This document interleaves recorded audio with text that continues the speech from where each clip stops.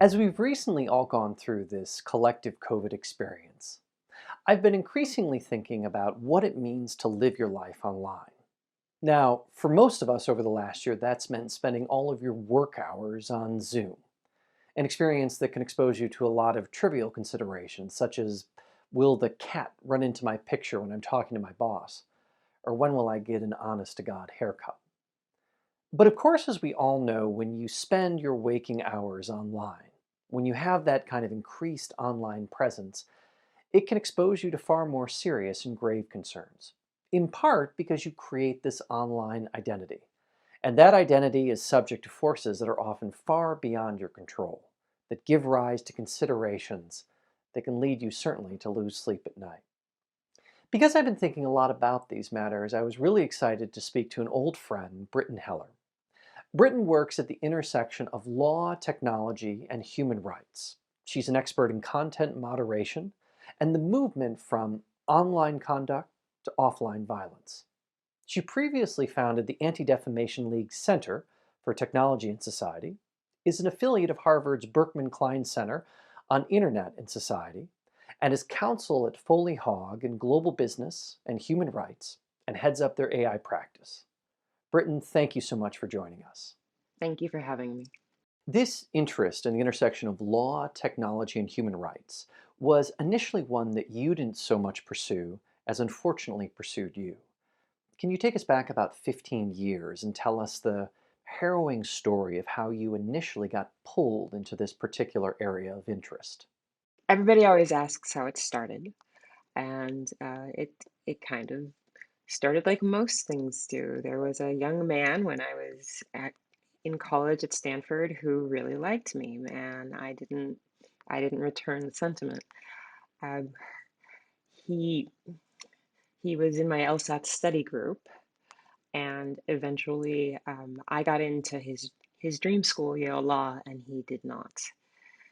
Immediately after that, a stupid bitch to attend Yale Law showed up as a posting on a website. And I'm not going to name the website because I prefer not to give them more traffic. I looked at it and it was rather bizarre. Um, the claims were, were really weird. That I pretended to be a minority, that I pretended to be black, that I was a Muslim terrorist, that I had bribed my way into school with family connections or money or sexual favors, that I'd had a lesbian affair with the dean of admissions, just really bizarre stuff. Um, Somebody also pretended to be me and respond back to the allegations, which was actually more damaging because they didn't paint a very flattering portrait.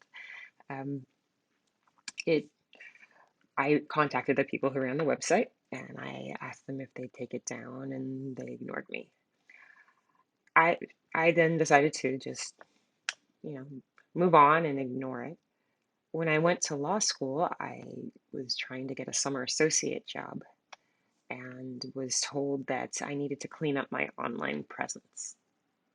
So I Googled myself and saw that it had started with one person's post and it had expanded to hundreds. So, Britton, it sounds like you're in this position where you're just about to go to law school, and you find yourself the subject of this online bulletin board. You ask the people who run the bulletin board to take down your information.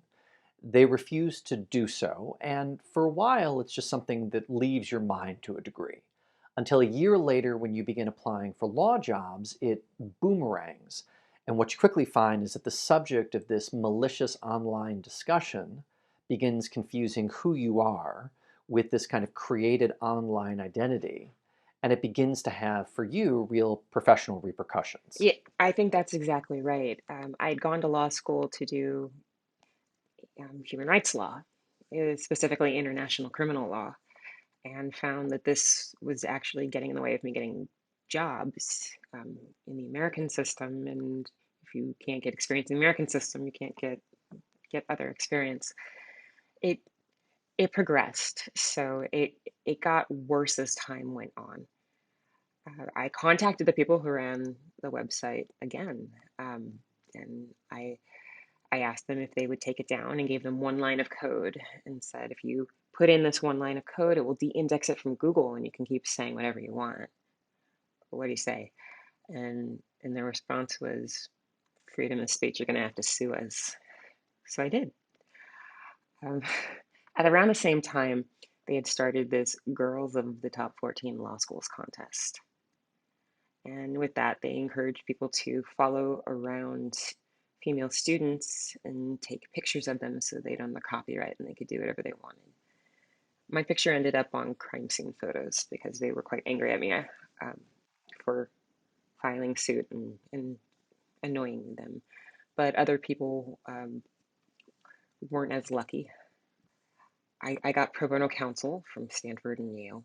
I had a public relations firm volunteer to help.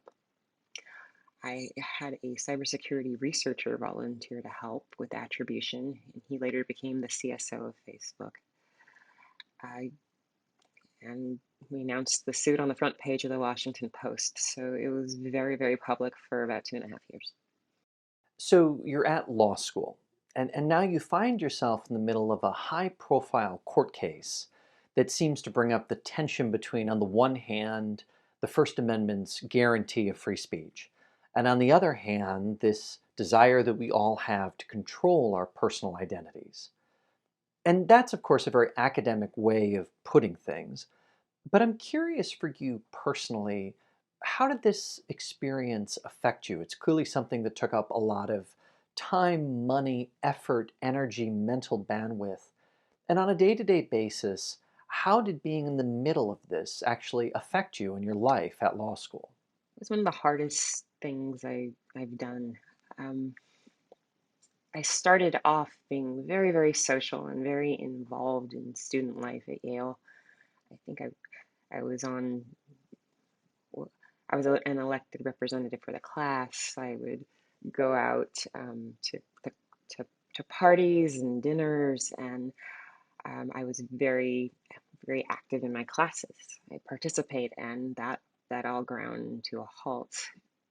Some of the people who were doing the harassment were classmates, so they there would be a running commentary on the website of everything I said in class, what I was wearing, what I had done the night before sometimes, or what they had assumed I had done the night before. It wasn't true most of the time. Um, and it felt like living in a panopticon. Um, so it also got worse before it got better.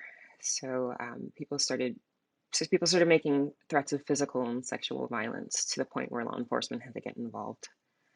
They also put my personal information, my phone, my email, my class schedule, where I lived, all of that information online, and encouraged people to teach me a lesson and make me pay. I um, I ended up having. I remember having the FBI escort me to finals one time, and just you can't, you don't want to read the comments, and everyone said turn off the comments, and the school even said turn off your computer screen. That's how you deal with this. But the fact that it had kind of crossed the line into real world threats, I think changes the conversation because the First Amendment does not protect threats of violence. That is an exception in every legal system that has freedom of expression based laws. So it sounds like you're clearly in this situation that starts out bad and at some point begins ratcheting up to something far worse. And of course, at the same time, because of this sense of being under surveillance, that anything you say or do at the law school, or that people might assume that you would say or do, will quickly find its way online. And honestly, I can't imagine the kind of personal claustrophobia that leads to. But clearly, at some point, you decided that you had enough, that you had to do something, that contrary to what some people were telling you to do, just forget about it, turn your computer off, you felt you had to fight back. Can you tell us a little bit about that moment and what for you brought you to that decision that you couldn't just stand back and take it anymore, but that you had to move forward and try to attempt to find a way affirmatively to stop what was happening? So filing the case was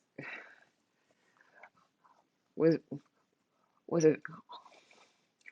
almost like a distancing exercise where it it gave me the ability to use an emphatic no. And most of the time when people would talk about leadership or social justice work, it was about um, using your yes, being affirmative and and going out there, and that's how leadership was defined. And I learned the power of saying no. It was uh, it was scary. It also meant legally that we were kind of on untested ground with this case. It was Jane Doe versus pseudonymous pseudonymous defendants. So Hitler, Hitler, Hitler, and she's eating surrender monkey, and that really hadn't been done either. So lots of interesting constitutional issues. Um, free the First Amendment didn't really that didn't really concern me as much because I was bringing the suit to test whether or not an individual who was experiencing this type of harassment could get redress under the current structure of the law.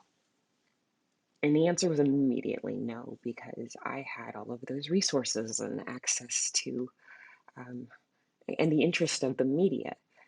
Most people who go through this, it's a very private, painful experience, and they don't. I think I got over $1 million of pro bono legal services as well, and people don't have access to that when it normally happens to them. So everyone assumed I was challenging Section 230 of the Communications Decency Act of 1996, which provides intermediary liability.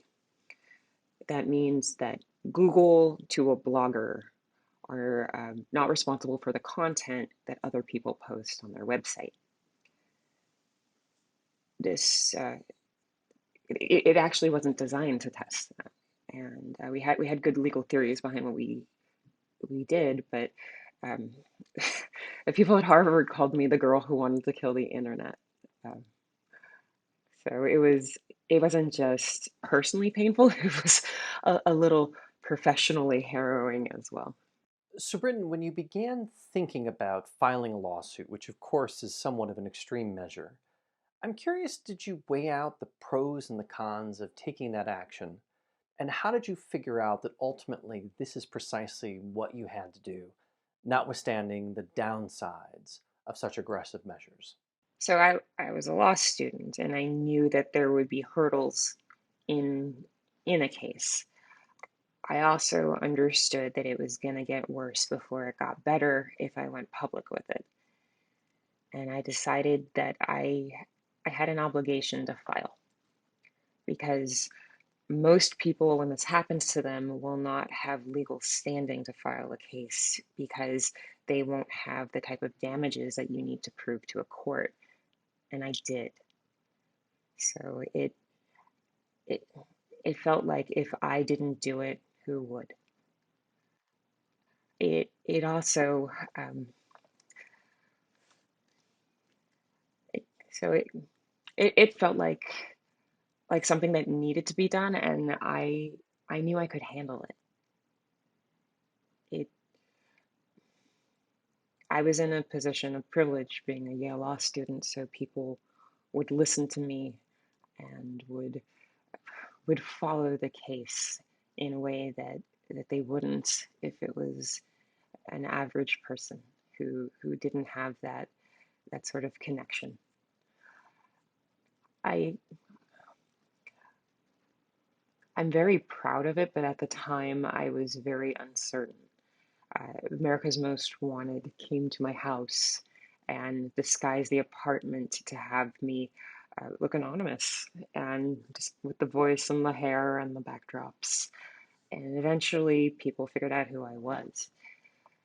So at the beginning, there's a bit of a security blanket being a Jane Doe, but once it was known that it was me, that's when I felt I had to be quite brave about it because I knew it was going to define me and my work and potentially the way that the tech industry deals with this type of situation.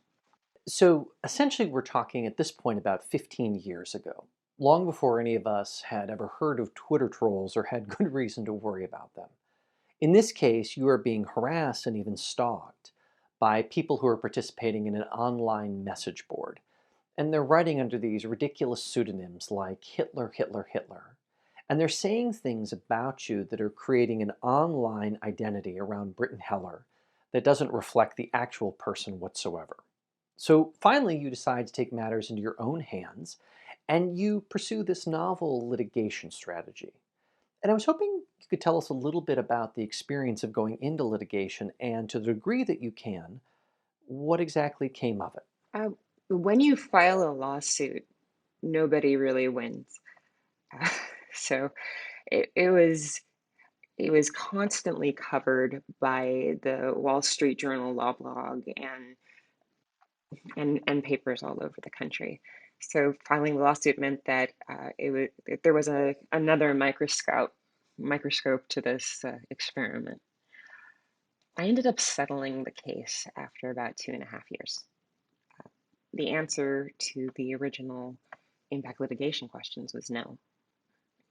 Normal people could not get redress under the current structure of the law. And thankfully, this was before Twitter trolls, but it doesn't mean that these trolls were any less virulent. When I settled with the people, we were able to identify them. Not all of them, but a good amount.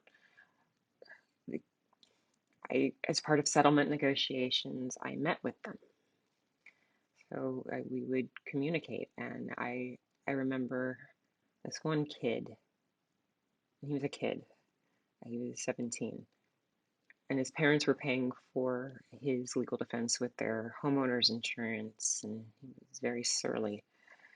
So I remember that I said to him, "Hello, my name is Brittan. I see here that you wrote that you wanted to gouge out my eyes and skull fuck my corpse. I think we should be introduced first."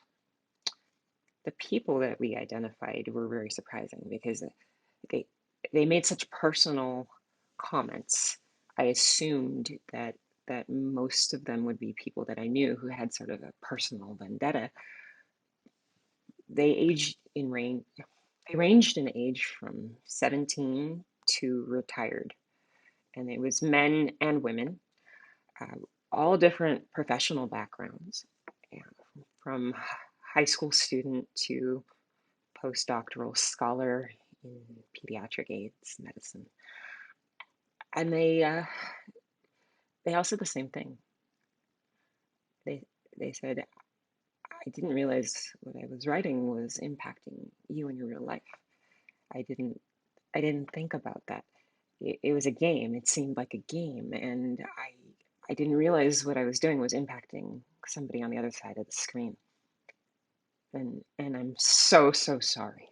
So for them, it was basically like you weren't a real person, almost as if what they were maligning on the website was not an actual person with this fictional identity they created, but someone who didn't even exist in the first place, as if they couldn't imagine that there was actually a human being on the other end of everything that they were saying. It crossed from online to offline antics as well. I remember that there was a law firm that gave me a summer job and took a chance on me. And somebody penned what I like to refer to as a poison pen letter describing my crimes against men. And they sent this to every professor at Yale whose email address they could get in the law school, and all of the managing hiring partners at the firm that I was working at. It was it was bizarre and scary, but it made me feel like I couldn't be safe anywhere I went. They copied me on it, so I knew exactly what was happening. And it just emphasized for me out of control uh, how out of control I was with the situation. And so it felt like being felt like being in a horror movie, actually. Now, Britton, insofar as your litigation efforts were ultimately successful, and you had a chance to confront these online trolls, it's quite clear in hindsight that this particular experience had a profound impact on the professional choices you made after law school. And I was hoping you could draw a through line for us between this litigation experience and the remarkable career you carved out for yourself afterward. I was worried that this was going to take me away from human rights law and be a big distraction in the same way that it had disrupted my education. But it ended up being meaning that I was the first person in human rights to be thinking about these issues related to online activity. And it ended up, I was worried that it was going to be a professional mar, and it ended up putting me on the vanguard. I immediately after law school, I worked at the International Criminal Court and then did a series of human rights fellowships overseas and found myself focusing on the impact of technology on people's lives. When I came back to the US, I became a prosecutor and I worked in the Human Rights and Special Prosecution section at DOJ, which is the Nazi hunting section. And I ended up taking a special role as the computer hacking and IP specialist, the CHIP, in the office to learn about electronic evidence and to uh, basically spearhead all of the online investigations that we were doing. I started the Center for Technology and Society, and I had a a focus explicitly on these type of activities. I took pro bono clients who were experiencing harassment and using my knowledge of how this works to get them the best solution possible. Daniel Citron wrote a book about the case called Hate Crimes in Cyberspace. And when I started meeting with tech companies professionally, I remember I went to one of the major tech companies, and they all have to read the book before they start working in trust and safety. So they knew who I was and what had happened, but it also gave me credibility. So I've worked on these issues as an attorney, as a government official, on the domestic and the international front, as a victim, and as an advocate. So very comprehensive. Now in my practice, I haven't met anyone who has a similar legal practice to mine that is centered around freedom of expression, but integrates freedom of expression and public safety. In my practice now, I work with technology companies, some of the largest ones down to startups, and I help them develop content moderation systems and think about policies and procedures before there's a problem. It also has led me to think a lot about virtual reality and the um, the specific features of that medium that make online harassment feel real. It feels like it's really happening to you, and it implants in your head like a memory. So, looking at how emergent technology is is going to be another turn of the screw.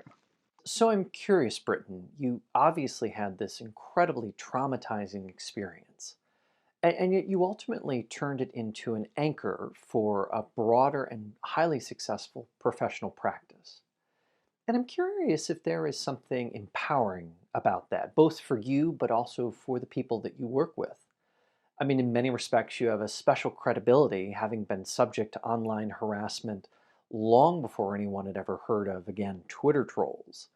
This is an area which you have a kind of special experience with, and I'm curious, when working with clients, when counseling people, is there a special power that comes with that? I think there is power in it. I can I can go to people and say, I understand exactly what you're going through. And very, very few people. do. Very few people understand what it's like to open up a screen and read every comment you've made in class and have people responding to it and um, basically trying to use your own words against you in everyday life. Um, or when when you're walking home and they've put your address to wonder if someone will be waiting for you there. It's the experience of going through something like that changes you, and I try my best to convey that to the companies and get them to be proactive about it. And I think that's also a very unique angle on it because most lawyers will focus on litigation, but what I do now is almost like it's on the preventative end of the spectrum. For those of us who have spent the last year living online in a way that we could have never imagined before COVID, but who are also sensitive to these developments in information technology like artificial intelligence or augmented reality, is there some lesson that you take from your experience that you could share with us as we kind of look ahead to these developments, regardless if we've had the kind of traumatic experience you've shared here? Is there some kind of central lesson you would have us keep in mind looking ahead? Absolutely. That the most important thing that I learned and that I strongly believe is still relevant today is this taught me the need to rehumanize technology. The distance that people described, um, I didn't I didn't think there was some I didn't conceive that there was someone on the other side of the screen. That's that touches basic human empathy, and that I think it can also be addressed through smart design choices and smart policies and flexible policies. I advise companies on the things that you can do to remind people that there is a person on the other side of the screen. It's so my practice is a mix of social psychology, design, and breaking people's toys, in addition to law. It it's very fulfilling, but it also touches back to the core of why I became a lawyer in the first place. It's centered around human dignity, and I view everything that happened um, as being a spectrum, where I started off looking at human rights abuses, and then through this experience, really take a proactive and predictive viewpoint of it. I I like to think that I'm the Cassandra of the internet. Well, of course, it was the fate of Cassandra never to be listened to by the ancient Trojans. But I think the lessons that you've shared with us today, and particularly the reminder that we need to remember that human face on the other end of any of our online activity, are lessons that we should take to heart. And I'm grateful to you for sharing them. Brittan Heller, thank you for joining us today. Thank you for having me. This was really great.